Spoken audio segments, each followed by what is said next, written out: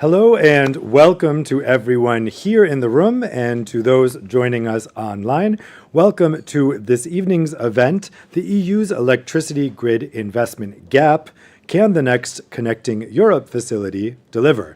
My name is Dave Keating. I'm a journalist based here in Brussels. I'll be guiding us through this evening's conversation.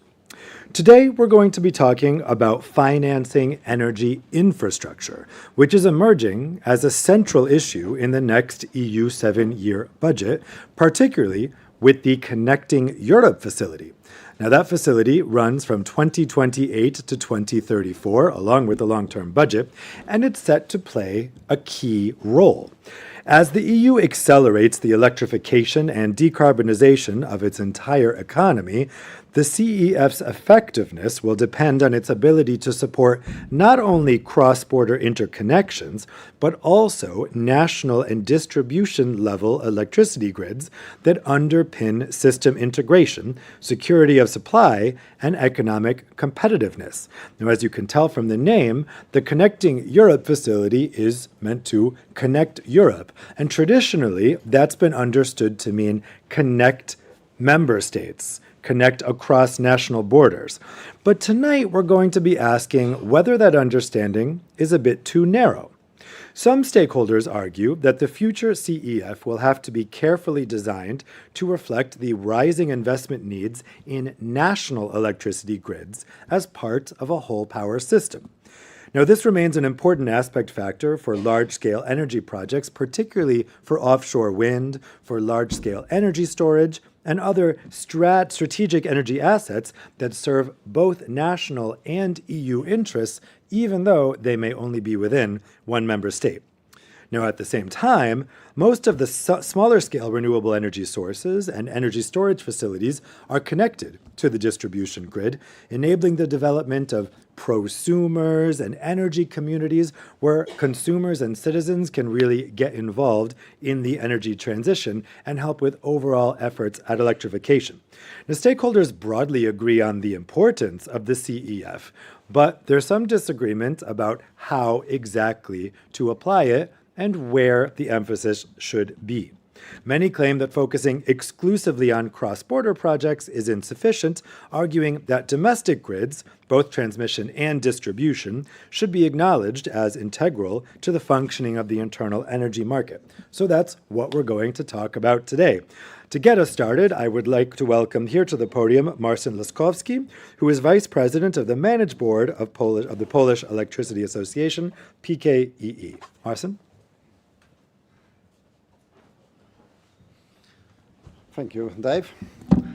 Ladies and gentlemen, dear colleagues, it's my great pleasure to welcome you to today's debate organized by Polish Electricity Association together with Euractiv. Let me start with the broader context explaining why this debate is so important and is really up to date. Financing energy infrastructure is emerging as one of the most strategic issues in the negotiation of the next European Multiannual Financial Framework. And the debate over the European budget is, in a sense, a debate about our European priorities. It is about where the Union chooses to allocate its resources in order to maximize added value. Today, competitiveness and security clearly stand out among these priorities. Europeans recognize these two. Recent Eurobarometer data confirms that defense and the economy and energy are seen as key areas for strengthening Europe's global position. Therefore, energy policy should lay at the heart of both competitiveness and security. European financing has already enabled key energy infrastructure investments that strengthen energy security and create added value for the economy. However, with new European commitments, including the 90% emission reduction target by 2040, the scale of transformation challenges and investment needs continues to grow. One of the main areas requiring fast and huge investments is distribution grids. As the European accelerates electrification and decarbonisation across heating, transport and industry, electricity grids are becoming without doubt the real backbone of the transformation. Without modern, resilient, secure and flexible grids, both transformation and distribution grids, there will be no effective integration of renewables, no large-scale deployment of offshore wind, no whispered energy storage, and no meaningful electrification of the economy. This is why the future Connecting European Facility for the period 2028-2034 must be carefully designed to reflect rising investment needs across the entire power system. At the same time, we are witnessing profound geopolitical changes in Europe. The exercise of Ukraine has clearly shown that energy infrastructure must be designed and modernized with resilience in mind, both physical and cyber-based. The next MMF must support investment that strengthen critical energy infrastructure, including projects with dual-use characteristics. In this context, the future CIF has to evolve. It should allow greater flexibility for strategic projects with cross-border impact and avoid time-consuming procedures delaying investment, critical for regional security. Let me conclude with one fundamental recommendation for grids. Historically, the Connecting Europe facility has rather not been dedicated to supporting distribution networks. However, electrification, generation, storage, and digitalization are reshaping the architecture of the energy system. Distribution networks are no longer peripheral, they are central to system stability and the success of the transition. Therefore, the next CIF should explicitly recognize it. Adapting CIF to this new reality would not weaken its mission. It would make it fit for purpose in a rapidly changing world. Let's discuss now, looking at the next CIF, how it can help to meet identified needs and priorities of European electricity grids. Thank you very much for the attention, and I'm looking forward to our debate.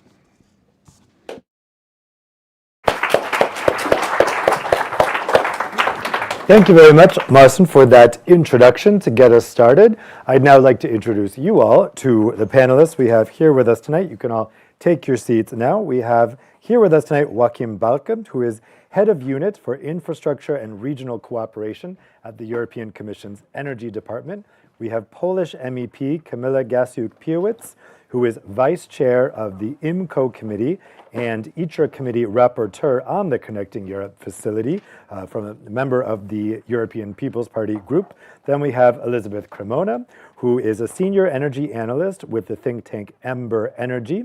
And we have Charles Esser, who is Secretary General for the European Distribution System Operators Association, EDSO. Thank you all so much for joining us today. Now, you in the audience will have your chance to ask your questions to the panelists. You can put them in on Slido. You can see the QR code that's just come up there on the screen. Scan that QR code, type in your questions. They'll come to me here on the tablet, and I will put them to the panelists at the end of the panel. You can go ahead and start putting in those questions now if you already know what you'd like to ask. So, Joachim, let me start with a question for you. We've heard some opening remarks there about how the Connecting Europe facility can deliver on, specifically on plugging the grid investment gap, which has been a tricky gap to plug. What's your view on how the CEF can help close that gap? Good evening, everybody. Thanks very much, Dave. Thanks to the Polish Electricity Association for the invitation. Great pleasure to be here and speak indeed about the Connecting Europe facility, which I think we all agree is a key element of our proposals for the next MFF. It's a key element. At the same time, if you look at the sheer numbers, it's a relatively small element. And you have to put that into perspective to the size of the investment challenge in infrastructure that we're actually facing. And here, I can only agree with what has been said already. The size of this investment challenge is really enormous. We have put forward a study before we made the MFF proposals where we have estimated that over the period of that next MFF, we need to invest about 570 billion euros in energy infrastructure across the board. Out of that, 480 billion in electricity infrastructure alone. And out of that, and I think that is an important element, more than or almost 300 billion euros for distribution infrastructure.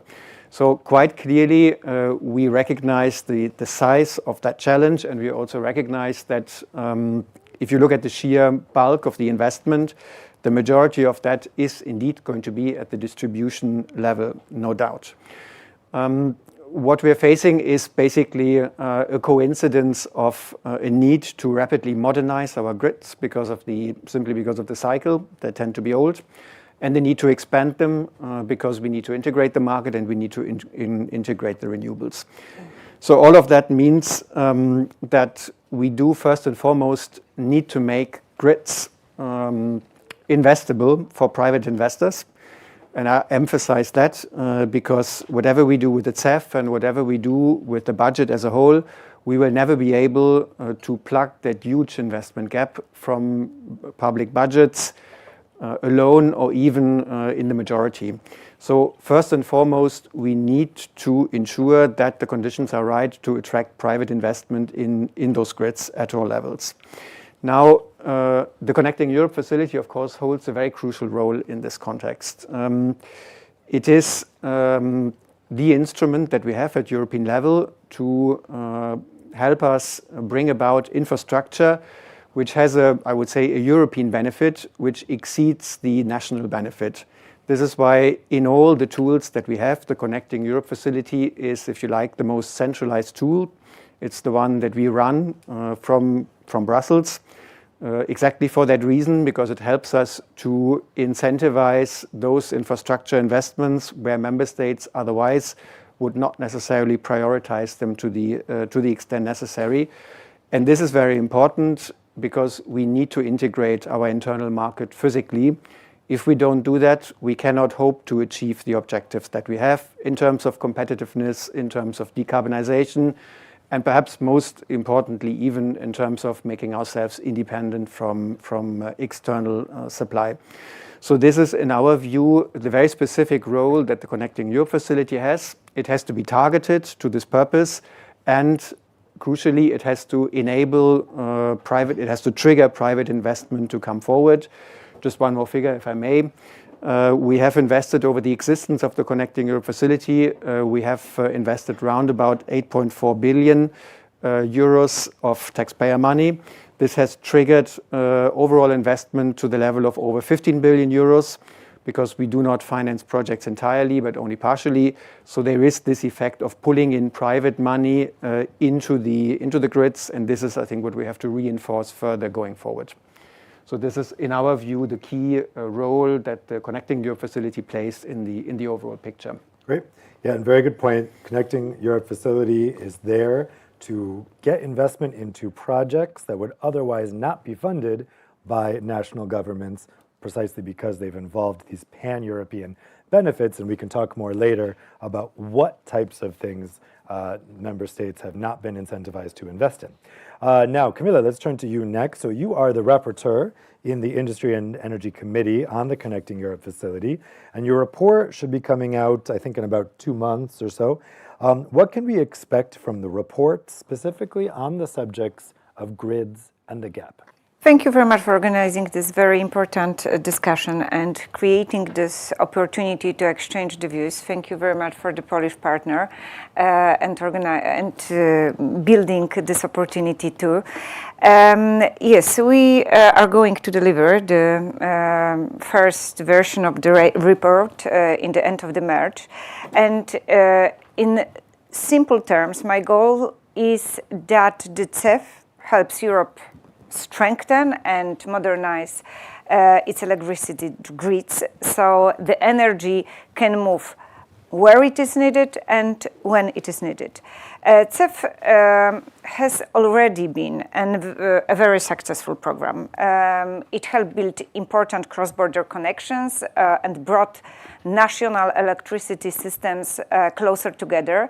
And my intention is not to change this direction, but build on it and make the program even more efficient. So first, the report focuses on better connection between countries. We need to remove bottlenecks so electricity can flow easily across Europe, especially in times of high demand and price pressure. Strong interconnections make the entire Europe energy system more flexible and reliable. So second, discussions with energy companies and grid operations show very clearly that distribution networks are becoming an increasingly important part of the energy system. If we want European investments to translate into real benefits for the citizens, electricity must be able to reach homes, businesses, and local communities efficiently. Modern and smarter distribution networks help integrate renewable energy, reduce congestion in the system, and over time also contribute to stabilizing and lowering energy costs for consumers.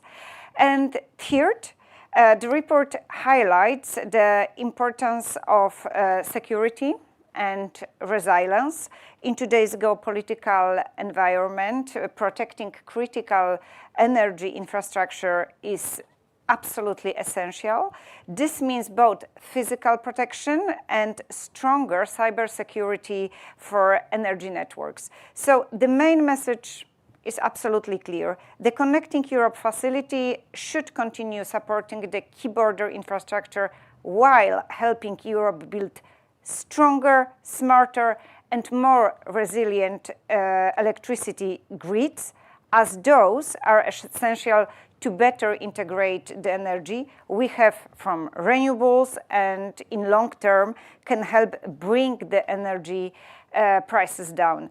Because ultimately, reliable grids are the bottlenecks of Europe's energy transition and an important step toward a stable and affordable energy for citizens and businesses. So that's our three key pillars of our report.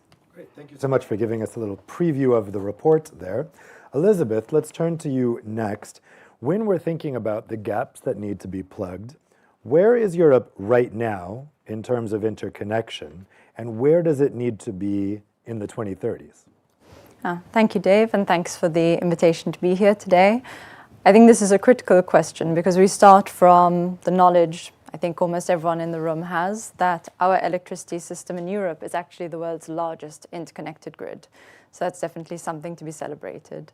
Today we have about 126 gigawatts of cross-border capacity, so that is a very large amount that we can exchange across all EU and European countries. And we expect the progress towards more interconnection to continue towards 2030. We'll get to about 167 gigawatts by that time. And now I want to actually translate those numbers into something that makes sense for people in the room. So you will all know that the EU has a target for each member state to achieve about 15% interconnection by 2030. So this is 4 years away now. And if we look at what that 161 gigawatts by 2030 means at member state level, we actually see that 11 countries are likely to miss their 2030 targets of interconnection for 15%. So that's already quite a big number. And if we look at who those member states are, we actually see that they are some of the largest generators in Europe. So if we put together all their generation, this amounts to about 80% of all Europe that is insufficiently interconnected by 2030.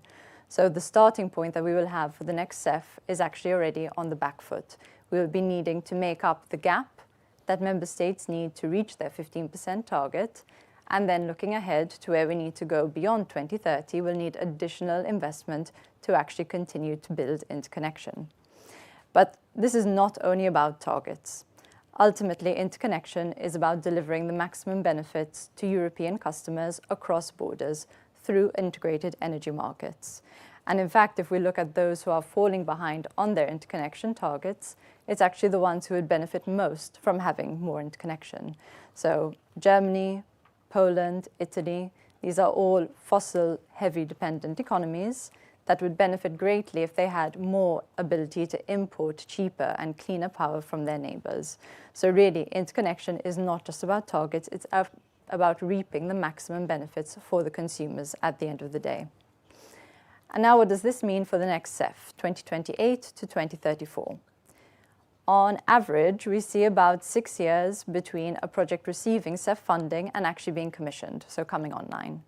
So if we look at the first projects that will receive CEF funding under this next period, let's say in 2028, they are probably coming online earliest sometime in 2034, 2035.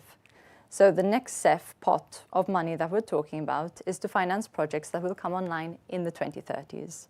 So this is why I think Dave's question about where we need to head in the next decade is really crucial. Now, the size that is predicted in terms of how much we need to expand our interconnection is quite significant. The number we get from the European electricity TSOs is something in the realm of 150 gigawatts of interconnection capacity being added to the system. So this is effectively doubling what we have today. So the challenge in terms of scaling up delivery is great, and so is financing as well, which is why I'm so glad we're having this discussion on CEF today, what it means for interconnection as well as national grids. Thanks so much. Charles, let's turn to you next.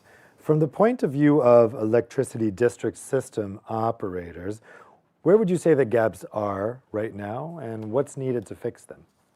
Thanks, Dave, and first of all, thanks very much to the Polish Electricity Association. I was very heartened to hear Vice President Laskowski talk about the importance of distribution system operators. Just the word EDSO, we are an association of Europe's leading electricity DSOs, and so we have only about 35 members in the EU, but with those 35 members, we actually serve about 2/3 of the customers in the EU. So you can get a sense of the scale, less than 2% of DSOs serving 2/3 of the customers. So I think it was already mentioned by Head of Unit Balka that the investment, and that's the gap, is that we need the investment, and I don't need to cite our figures, the figures are there by the European Commission. I think it's clear. I think it also was mentioned that, the aging grids and about 40 to 55% of low voltage grids will be older than 40 years old by 2030. So this is the challenge. And I think, for us, for the CEF and more generally, the issue is the lack of funding at DSO level. Most funding from the European Union goes to TSOs, and that's understandable in a way because that's cross-border, and we understand, of course, that TSOs, that the European Commission focuses first on cross-border issues, but at the same time, those cross-border investments, if they're not complemented by investments at the distribution level, they'll be less effective. And so I think for us, there is a need to really focus more on making funding from the CEF and from European funding more generally accessible to DSOs. We do projects. Some of our members, a couple of projects funded were like a Bretta project and the Carmen project, which our members participate in. So it is true that some of our members are able to take funding, but these are the exceptions rather than the rule. It's also difficult. You need fairly large DSOs with a lot of internal capacity to actually take advantage of that kind of funding. And so that would be a gap. A particular gap is that we think it's a mistake that smart electricity grids cannot have PMI status. That's something we think should be changed. There are additional product categories on digitalization and resilience. We think it should be clarified about DSO eligibility in those areas. I think, too, a real issue, and this is something that the grids package didn't really address in terms of the regulatory framework in Europe. It has very good things, and I can point out some of the really good things that I think are in the package, but it didn't try to do that. It's not something wrong, but there is still this issue that in many regulators tax these kinds of grants, or they exclude them from the regulatory asset mechanisms, and this disincentivizes our members from taking advantage of these grants. And so no member is going no DSO is going to take advantage of the European funding if they think that it will be all clawed back by the regulator. It's that simple. And the other thing I think that needs to be considered is that DSOs and funding for these kinds of projects should be thought about not just in terms of cross-border, but also about union-wide objectives. So national energy and climate plans and how much they contribute to that, and to union-wide objectives under the treaty functioning of the European Union. So those are the things I would mention to start. Thank you. Thanks. So I think what we've heard first and foremost here is there is a big investment need here to plug this gap. Camilla, at the beginning, Joachim walked us through the money that's on the table here with the CEF. There's a good amount of money that's been reserved here, but as sometimes happens in the legislative process, that money could be reduced as we go through the legislative process. How confident are you that the number that we have in there for CEF can survive the legislative process? And what argument can be made to those frugal, budget-minded MEPs or member states that might be worried that this is too much money and it needs to be reduced? A good question. Actually, when we see a recent Eurobarometer survey, we found that energy is one of the citizens' top concerns at the moment. And indeed, this message is actually very clear for the legislators. Why? Because it affects daily life of every citizens. They want to know just three things: that electricity will be available, that the system will be reliable, and that the price will remain affordable. Investing in electricity grids helps address all these three concerns, and in my opinion, first, stronger grids mean more secure supply.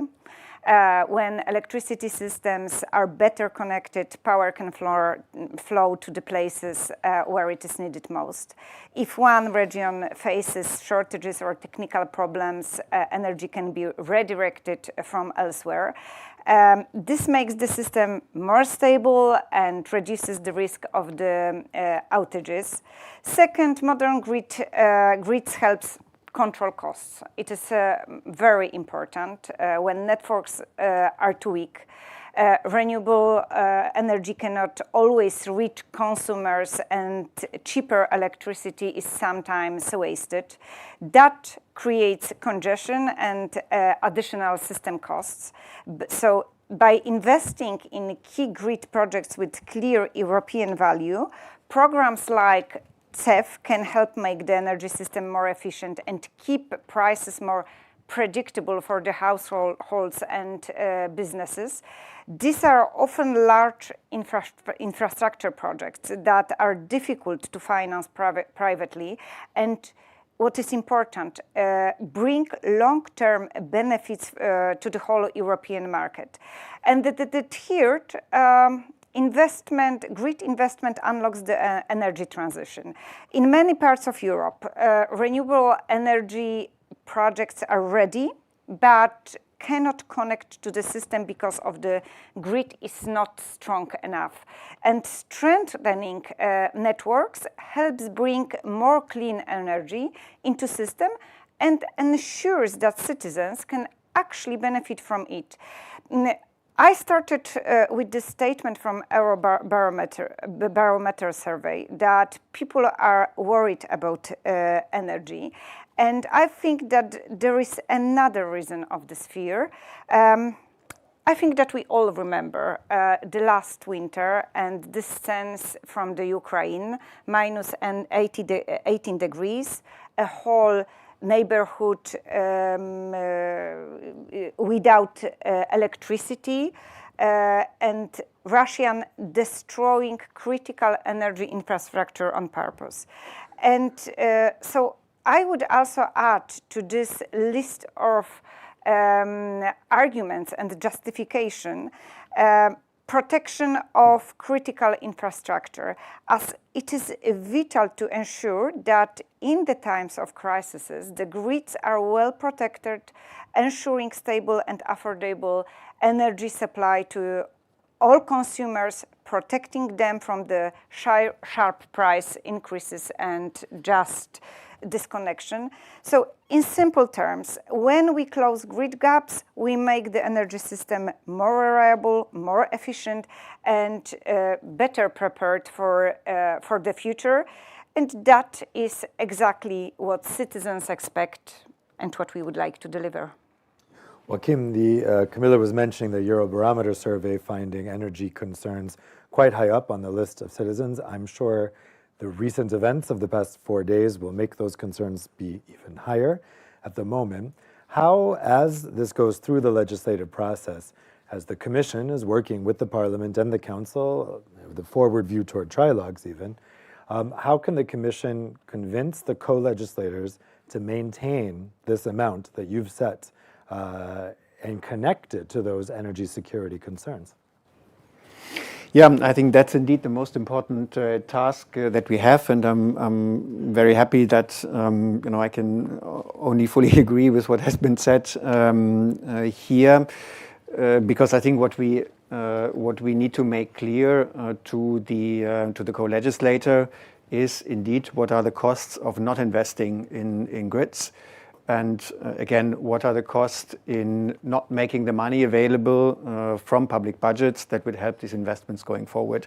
I think, you've been very clear what these costs are. These costs are, not being able to connect renewables. These costs are actually also not being able to electrify our industry. So it's not only about the supply, but it's also about the energy transition in the sense of electrifying our demand and allowing industry to stay in Europe. And it is, to a large extent, of course, also about making our energy supply more secure, because more integrated markets are simply more secure. Just to mention again the example that I'm sure you all still have in the back of your mind. The blackout, the very unfortunate blackout that we've seen on the Iberian Peninsula about half a year ago. The fact that it was possible to re-establish the electricity supply relatively quickly was very closely linked to the fact that interconnection capacity was available. Now, we know on this border it's not enough, and we know on many other borders it's not enough, but it's a clear example of why interconnectivity helps us also with security of supply. And this is the point that we need to continue bringing home. If you invest in grids, yes, it's an upfront investment, and yes, we cannot avoid that the major part of this will have to be recovered from the consumers, but the price that the consumers would pay if we don't do these investments is even higher.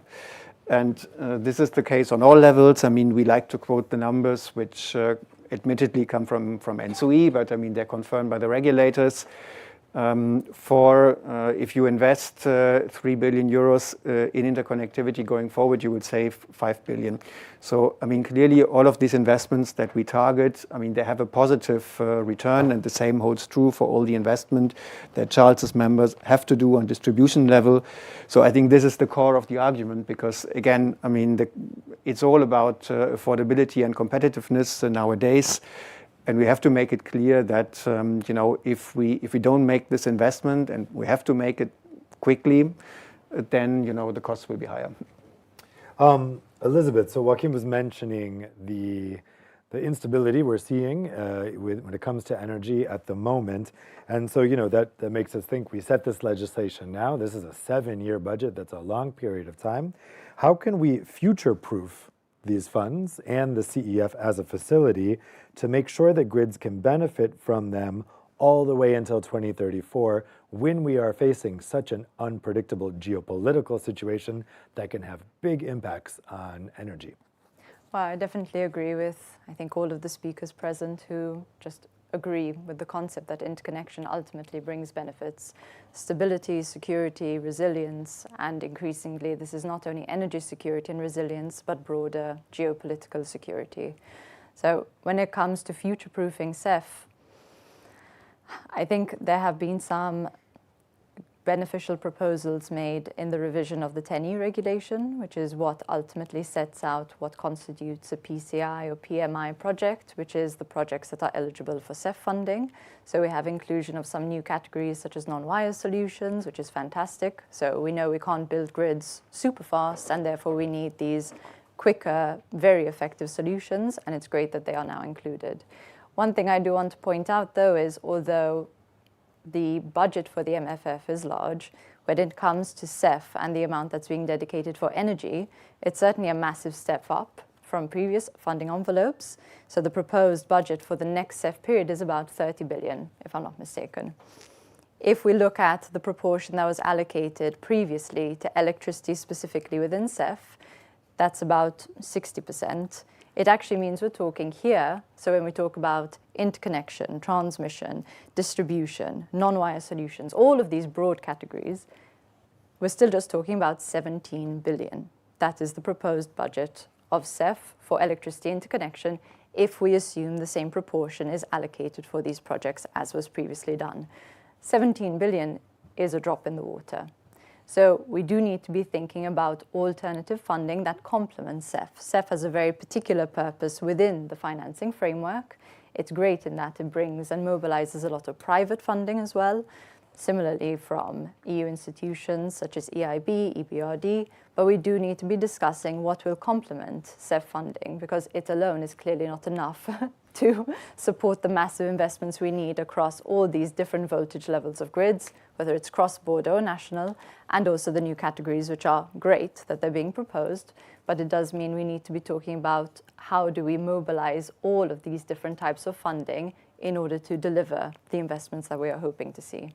Yeah, Charles, as Elizabeth mentions there, a lot of this funding is meant to partner with private funding and funding from other areas, and by necessity, really, because it's not enough to do it on its own. But then that can cause problems with actually realizing these projects on time. We know that's been somewhat of a problem in the past, especially when projects are unable to attract the private capital that maybe they were anticipating that they would attract. So how can we make sure that in the next CEF, that the aim of delivering these projects on time and also efficiently is met, especially taking into consideration, as I was saying, how fast changing the energy situation and the geopolitical situation is? Just to follow up on something Elizabeth Cremona said, I mean, one of the things I think, though, is worth pointing out is that the Parliament last year in its own initiative report did propose a dedicated funding instrument for distribution grids, which ended up not being proposed in the grids package. Maybe it will still be somewhere else, but indeed that speaks to the point of there needing to be more than just the CEF for DSOs, and obviously, of course, a large part of that will go to TSOs, and that, as I said, that's understandable. And indeed, as DSOs, it's not that it's not a zero-sum game. We don't think it's about the TSO shouldn't have funding. They should. But I think we think it should be complemented. I mean, from our perspective, and going back to proposals, the one really great thing I think that's proposed in the grids package is improvements to permitting and litigation procedures. I think these under the 10E, but and also the permitting more generally. I think these are the kinds of things and that really will benefit infrastructure delivery times. And so we think that we hope that of course we have some tweaks that we suggest to those things, and I won't get into that here. But I mean, in large part, I think this is really important, and we as DSOs hope that the Parliament and the Council will take up in large part the Commission's proposal to have improvements to permitting and litigation to streamline these kinds of things, and so that's really important. I think for us as DSOs, also it goes back to the member state and what kind of rate of return and getting investments. Some of our members have to raise capital. They're not all state-owned entities. We have members that are publicly traded companies and have to compete for capital. And so, having the regulator appropriately assess the weighted average cost of capital and such, so that they can attract that rate of return.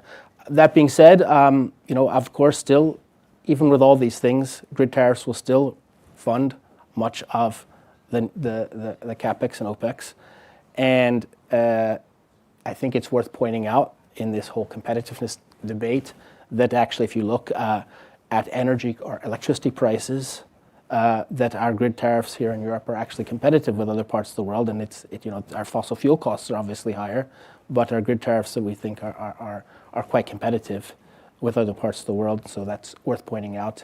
While at the same time, we have better SAIDI and SAIFI than other parts of the world, SAIDI and SAIFI being indicators of minutes and number of outages per year. So that's a competitive advantage for European industry, and that's one that I think we as DSOs want to maintain for European industry. Let's move on to the question of what should be eligible for CEF funding. Joachim, you mentioned that the intent of CEF is to fund projects that national governments might not be interested in funding themselves because they are of pan-European interest rather than strictly national interest. What role would you say that CEF should play in financing electricity grids that are national in nature if they can benefit pan-European interest, particularly thinking of large-scale strategic projects that rely on strong domestic grids? Where is there room for that, even if some of these projects may not strictly involve something that's cross-border?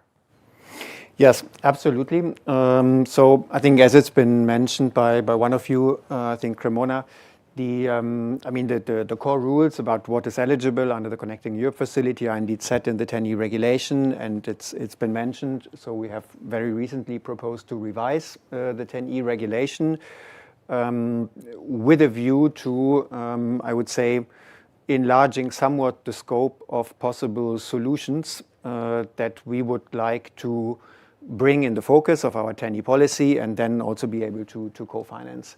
So I think the core focus remains.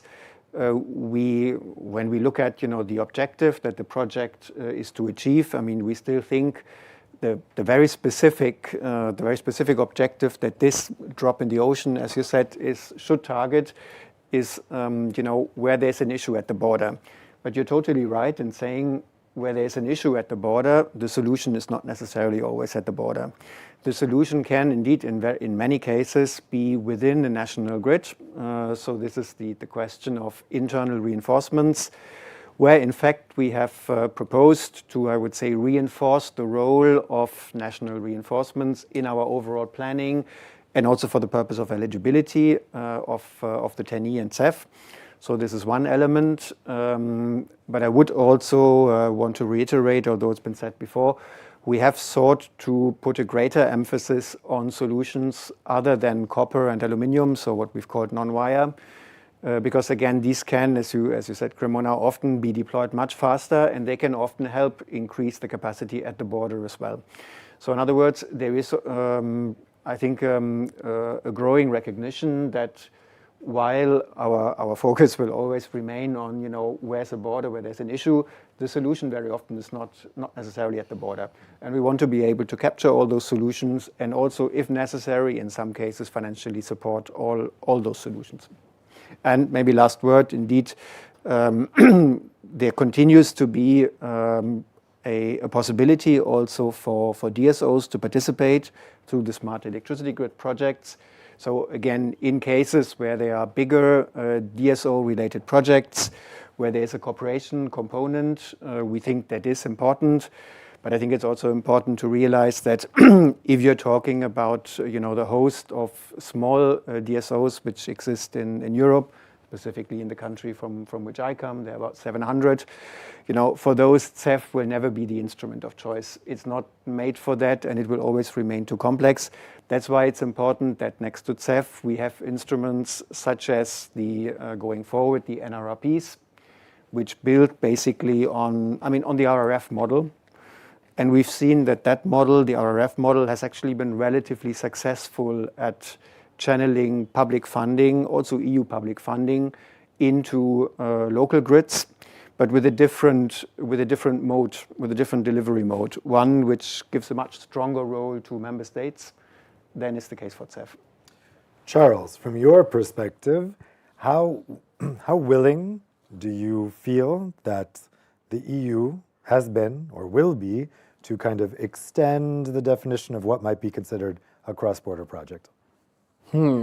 I think there's some willingness, and there are some projects that have done this, have gone beyond, maybe particularly in Central Europe, perhaps. But I think it's still in a lot of member states, there's little regulatory incentive to pursue that, and so I think that's actually perhaps even the thing that needs to be addressed first, at least in many member states. Before, otherwise, if I can give an anecdote, I went to another DG, not DG Enner, and the DG said, well, they had proposed some funding, and they said, well, DSOs can use this too, right?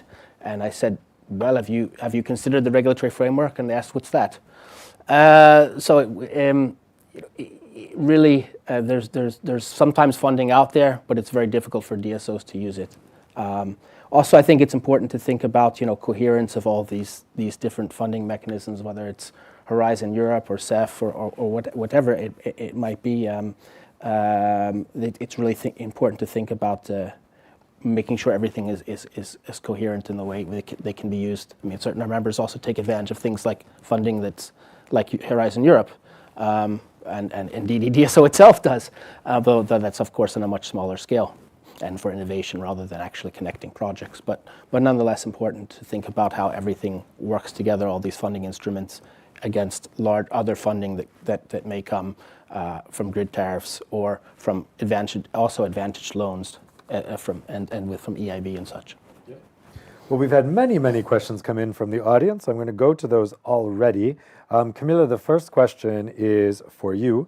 The question is, how can CEF contribute to strengthening the physical and cybersecurity of critical energy infrastructure in the current geopolitical context? So, good question, because we are living clearly in new security reality, and energy infrastructure is not only a technical infrastructure anymore, it's even not only a critical infrastructure, it is much more a target infrastructure, and we see this in the attacks on Ukraine energy system and in the incidents such as the Russian drone that recently entered Polish airspace and hit overhead power lines. This means that the programs like the Connecting Europe facility must take the security into account. We have seen in Europe a sabotage of submarine cables connecting in the Baltic Sea, attacks on communication networks in Sweden, damage to electrical substations, and as well as vandalized power lines in France. So it is a European problem, and that needs a European solution.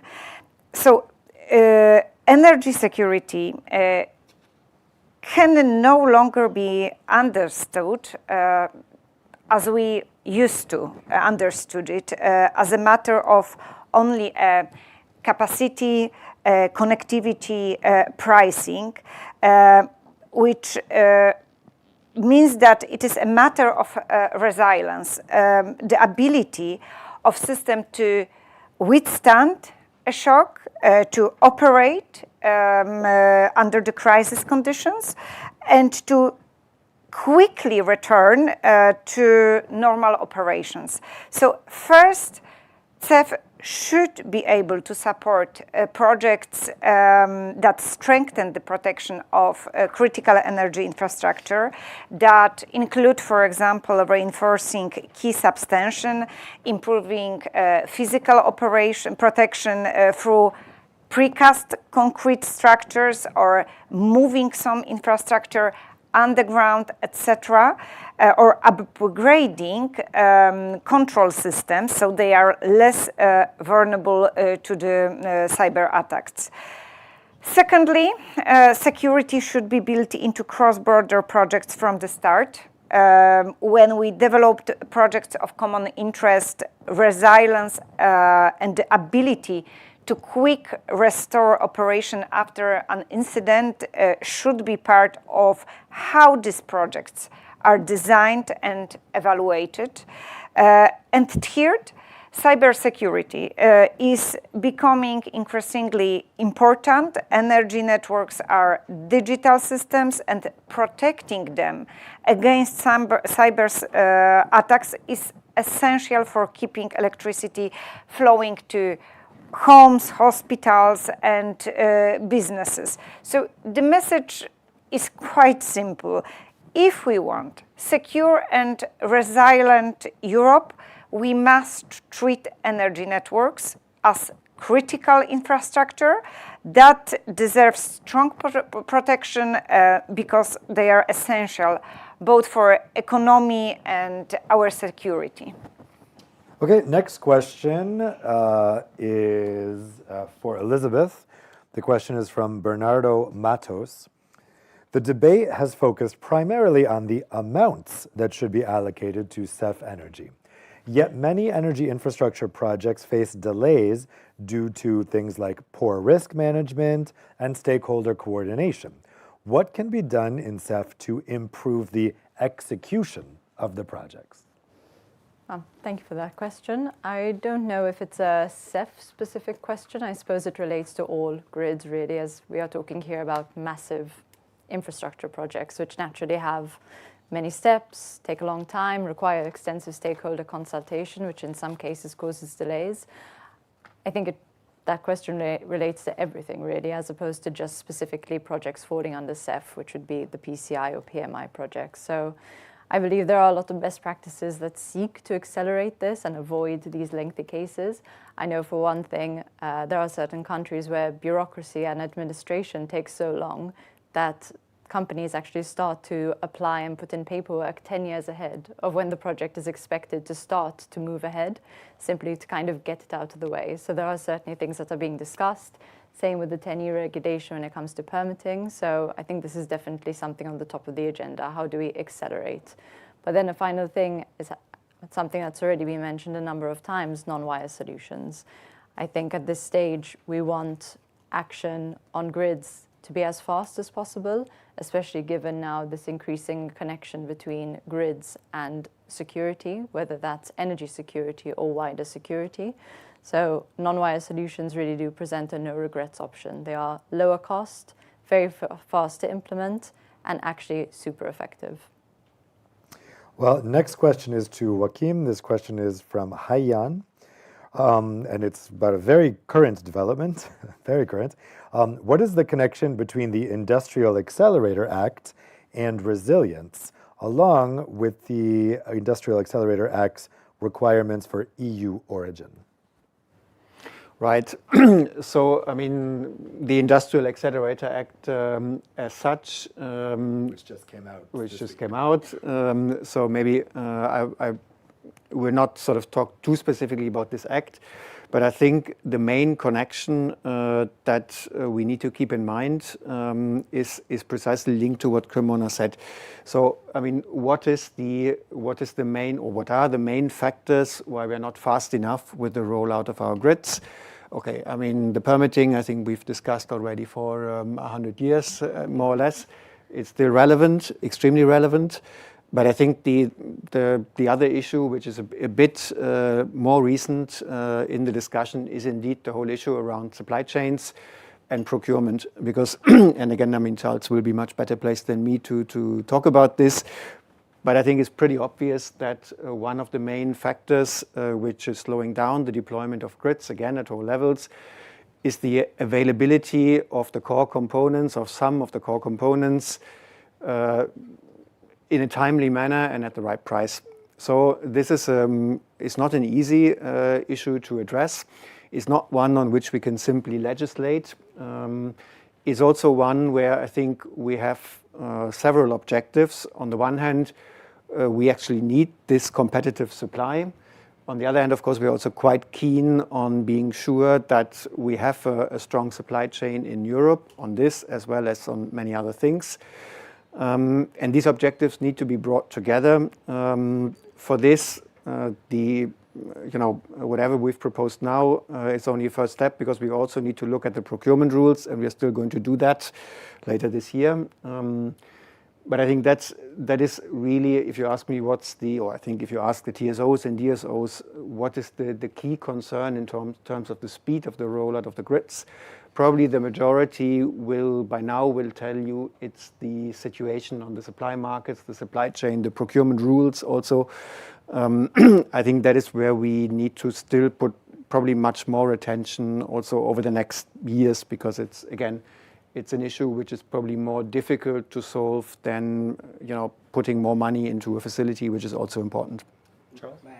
Just an additional issue with that is for historical reasons, is that we, especially in the DSO sector, even more than the TSO, because there are many more of us, is that our standards are different, which makes having economies of scale with manufacturing more difficult, means a lot of customization, which means that that the suppliers also may need to wait until this specific DSO needs something. It's hard to order on scale, and so the standardization issue is a very tricky one. And it's, of course, if you think you're going to go back suddenly and re-standardize thousands of pieces of grid equipment that are all over Europe, that's a massive undertaking and not so simple to do, but it is part of the issue.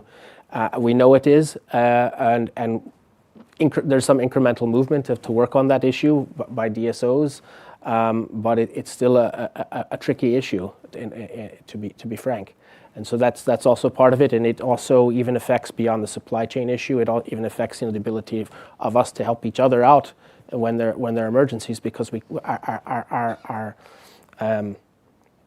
field staff don't know how to use the equipment necessarily of the DSO that's the neighbor, particularly if it's in a neighboring country. So I would say that, but also supply chains, going back to what MAP said, is that the security and the cybersecurity of the supply chains is also essential to take into account. And so how much cybersecurity can you guarantee if you have a non-European supplier? And so these are also issues as well. You start to get into issues of sovereignty as well. I think us as DSOs would not want to be entirely dependent on supply from outside of Europe for key components. I think that would put us as a continent in a vulnerable position, and so we're well aware of that. And so I think all those things come into play here. Camilla, I have another question for you about the Industrial Accelerator Act that came out today. The question is from Hyunji from T&D Europe. While investing in grids, how do we keep the European industry's competitiveness in priority, especially the grids technology sector? Will the IAA published today be enough? Oh, a very difficult question, actually. Maybe I will deliver answer in writing, but actually, maybe it will be the best solution, to be honest, because as we mentioned, this is a new solutions and new act to review. I think that it will be the best solution. So thank you. So next question is for Joachim. This one is from Arka Chanda from the Grantham Research Institute at LSE. What arrangements are being envisaged for private investments into distribution networks to ensure private profits and rents don't exacerbate energy affordability concerns? Yeah, that's definitely pointing, I think, to another of the key, I would say, challenges that that have to be addressed, which is to reconcile, again, I think the legitimate expectation of charters members that there is an appropriate return on the investment they do, with the concern of, what's that then going to do to the energy prices, because we all know it's going to end up in the tariffs. So I think for good reason, the competence to strike that balance is with the regulators, which have to assess, what is the situation. The costs of capital vary, of course, between member states. So this is not an easy task to deliver. I think what we will try to look at, and this is what we will address in the clean energy investment strategy that we are preparing and which will hopefully come out relatively soon, is to see, how can we actually attract more private investment into this specific sector. I think the specific challenge here is indeed that, due to this quite extreme curve that we see in terms of the investment that are needed, a lot of the traditional investors that we have, so be it the TSOs or the DSOs, will at some point run into an issue with accessing finance. So meaning also those actors which do not yet have access to capital markets will probably need it, because otherwise there's simply going to be a problem with their financial structures. And that, again, that is not easy. We need to make this access to capital available also for smaller actors, and that will probably require some innovative models which will allow also notably to access more debt, because ultimately that is going to probably going to be one way of sort of keeping the overall costs of financing these investments in check. But again, probably some degree of innovative solutions will be needed for that, because otherwise I think we will see problems that so far we are not yet seeing on a bigger scale, but that are already becoming apparent for the capacity for the traditional actors in the infrastructure sector to refinance themselves in these investments. Okay, Elizabeth, the next question is for you. It's from Marianne. Couldn't the investment for the distribution grid come from other budgetary buckets, such as the European Competitiveness Fund? Isn't the envelope for CEF already constrained when addressing cross-border projects alone? I do fully agree with that. As I said earlier, when we talk about CEF, we're talking about a very specific and, in comparison to the large investment needs we have, small amount of money. So they would definitely be better targeted towards projects with cross-border relevance. Obviously now this is being extended to internal lines. This could be transmission or distribution, which I do think is warranted. We do have a number of cases across Europe where we simply cannot use existing interconnection lines because of internal congestions in a country. So there is obviously a need to alleviate that congestion by reinforcing internal lines, and therefore CEF is very useful there. But when it comes to other things, I think, as I said earlier, we do need to be talking about complementary sources of funding. So we mentioned just now private. There are also banks that can be involved. There's an interesting sort of what I consider a pilot ongoing in the UK at the moment. It's at the transmission or distribution level, where National Grid is actually opening up competitive auctions for private investors to build internal transmission lines. So that's a new way, an innovative solution of approaching grid financing. So as we said, because we need so much money to be poured into it, we do need new ways to capture that funding and then for also reflect it in network tariffs. Yep. And to just to the last, actually, but to last both of the last speakers is just indeed I agree on an innovative financing and that speaks to if you have advantaged financing that's still not that's a much maybe better way to better in quotes than taking direct grants from the taxpayer, but still have some advantage in the interest rate that's still not penalized by the regulator. I'd also say in terms of ways to get more for your money. I mean, one thing, of course, is anticipatory investments and having the right regulatory framework to really make those kinds of anticipatory investments so that in the long run there's less cost for the customer. And then the second thing is regulators and putting in well-functioning incentive schemes for the DSO and for the TSO for that matter. And so we recently did a study of 7 member states with Jody and looked at some best practices on those two things as well as other topics and found quite a difference between member states on how they treat industry investments and or whether the member states regulator even has an incentive scheme or not. So these are a couple of things that I would add as important to getting efficient DSOs and TSOs. Okay, the next question is directed to Camilla. I'm not sure if you can answer this because the report isn't ready yet, but if not, no worries. The question is from Eduardo Tassoni from Euroelectric. So he says, while many funds rightfully have decarbonisation at their center, CEF Energy is also aimed at flexibility. Should flexibility be reflected more clearly in the CEF's objectives? Actually, we quite clearly pointed out which is our main target in the CEF report. And for us, it is all those pan-European connections and of course related to the renewable energy. It is clearly from the beginning of the program. As I mentioned during the answer of for the first question,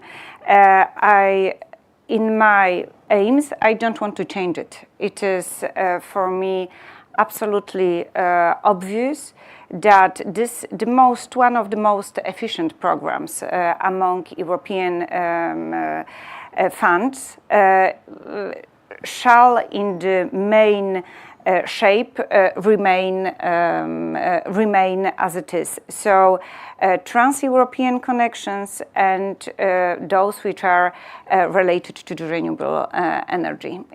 Yeah. Thank you. So next question is for Joachim. The question is from Natalia Vinarchuk from Maastricht University. What role can interconnectivity with non-EU countries, grids, play in helping meet the EU targets? Could an updated CEF be used for funding common projects with third countries? Yeah, I mean, perhaps the first thing to say is that CEF can already finance these kind of projects because when we introduced the last revision of the 10E regulation, we actually introduced a new category of precisely such projects between member states and third countries, which we call the projects of mutual interest. So we have such projects both in the area of electricity, but also in the area of hydrogen, but which we haven't spoken so much today, but also when it comes to the perspective of meeting our future expected hydrogen demand, I should say. We do actually consider that there's a significant potential to import renewable hydrogen from neighboring countries, meaning maybe in particular North African countries which have a huge potential for renewable energy. potential. The reality today is that this potential is far from being used. So I think one of the reasons why we think such projects can be useful is also because we hope they will help the countries in Northern Africa to actually attract investment not only in the interconnection but also in actually the renewable capacity in the countries. So we think that these projects, I mean the development of renewable in neighboring countries needs to first and foremost benefit the population in those countries. I mean Egypt, Tunisia, etc. They all have expect an increase in their energy demand, which is enormous. But we do think that there can be a case for perhaps helping to spur this development by giving them also a perspective to export a part of this potential to Europe. It's not only, maybe I should say here in this context about North Africa. I mean, if you look at a country like Ukraine, I mean, obviously at the moment the problems are different, but I mean, we all hope that there will be a peaceful future for that country, and if that future comes, it is a country which has an enormous potential for renewable energy. So also with a country like Ukraine, indeed in the future, we think that there could be such a perspective to cooperate indeed on clean energy, on renewable energy, and thereby also help us to reach our targets. Great. We have time for one last question. Charles, I'm not sure if this is a question for you. It might be more of a TSO question. Let me know if so. The question is from Armand Kambouliv. How do we make sure that the significant investments required to reinforce grids doesn't translate into a disproportionate network tariff increase for consumers, going against the affordability and competitiveness goals of the EU? Okay, I think that probably could apply to TSOs and DSOs. Okay. So, I mean, of course, there's a balance there. I mean, as Jochen said, we want to regulators should incentivize us to be efficient, but we also should be thinking about electrification and thinking about total energy costs, not just electricity costs. And so, if you switch to, for example, an electric vehicle, you suddenly don't have any petrol costs, at least for your vehicle. So you need to think about what's the total energy budget of the household. We also need to think about what is the role of the DSO and these investments in the long-run future to enable industry to continue to function inside Europe, to have a more electrified industry inside Europe. We also need to think about what does this investment now mean for enabling lower cost renewables to be a higher percentage on the grid. I mean, of course, renewables have a near zero marginal cost, and so that's what we want to eventually take. And as you have more and more renewables on the grid, I know obviously we all know the marginal cost is often set by the gas price, but nonetheless, the more that's on certain days, but the more renewables you have on the grid, and the more that the grid can comfortably handle that, the better for the consumer. So the idea of these investments is to benefit the European economy, and I think that's how we think about it, and do it in an efficient way, in a long-term thinking way, and indeed sometimes innovative finance can help bridge that gap. Elizabeth, you wanted to come in also? Yes, just two complementary things. Well, one thing to just throw out there at the end of the session. The first is coming back to what you said on making sure the regulations put in place incentivize the right behavior from DSOs, TSOs. One thing we haven't mentioned, which is the CAPEX bias, which is currently enshrined in regulation, which is where grid operators in general, because of the way the regulation is set out, generate more revenue if they invest in capital-heavy projects. So in contrast to something like a non-wire solution, which is low CAPEX, high operation and maintenance costs, you are less incentivized to go for that more efficient option simply because of the way the regulation is set out. And I'd want to just point out that this is something that can be addressed now at a national level. There's no need to wait for some massive package from Brussels to change this. And in fact, a number of countries are doing this to simply incentivize non-wire solutions to be incorporated into portfolios. And the final thing to add, which is the sort of spicy end maybe, bad timing, is perhaps it's time to also talk about socializing grid costs. So perhaps a small portion should be subsidized from public funds directly to avoid being reflected in network tariffs. This could be an option to be discussed, but it obviously opens up a massive bucket of questions, so just dropped in at the end here. Well, I want to thank all the panelists for some really interesting interventions. I think this is definitely an area to watch as we move forward with the legislation. Certainly we'll all be waiting with bated breath for the report in the Parliament. Looking forward to that. How about a round of applause for our panelists? Thank you so much to you guys. Thank you to those of you watching at home. And for those of you here in the room, I now invite you to continue the discussion outside for some networking. Have a good night.